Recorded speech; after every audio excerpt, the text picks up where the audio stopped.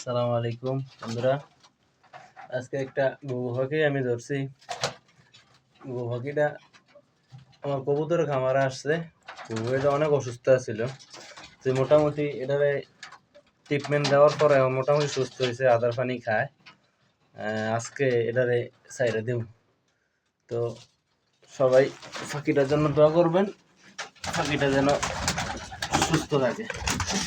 এটা সুস্থ করতে অনেক কষ্ট হয়ে গেছে, আশা করি সবাই দেখতে পারতেছেন। তো আমাদের সাথে থাকেন, পুরো ভিডিওটা আমরা করতেছি। পাখিটা আমরা একটু পরে সাইডে দিন।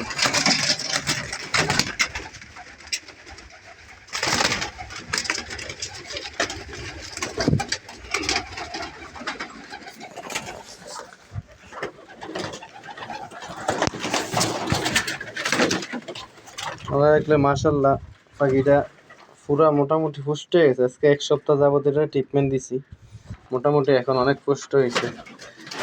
এই দুইটা অসুস্থ ঘুঘু পাখিও ধরছি, কোয়েল পাখি ধরছি।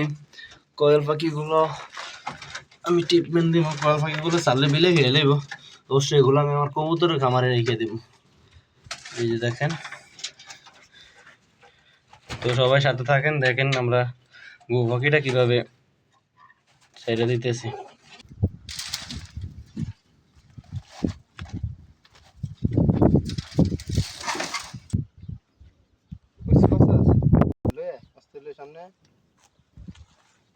তো এই যে ঘুঘু পাখিটা দেখেন, মোটামুটি আলহামদুলিল্লাহ অনেক সুস্থ আছে। এটা মুখের ভিতরে একটা ঘা হয়েছিল, বুঝছেন।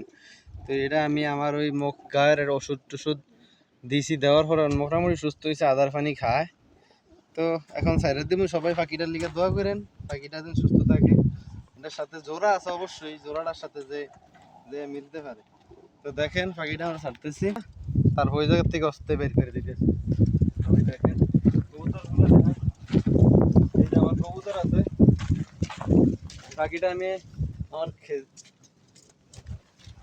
আমার খেজুরের মাদ্রার ভিতরে পাইছিলাম অসুস্থ অবস্থা। মোটামুটি আলহামদুলিল্লাহ ফুল ফিট। তো দেখেন পাখিটা আমি আমার কবুতরের কামড়ে ধরলাম। পুরন দেখেন একবার ফুল পুরো সুস্থ পাখিটা। এখন আর কি এটা উড়ার মতন একটা ইয়ে আছে বাইরে। এদিকে যা, এদিকে যা।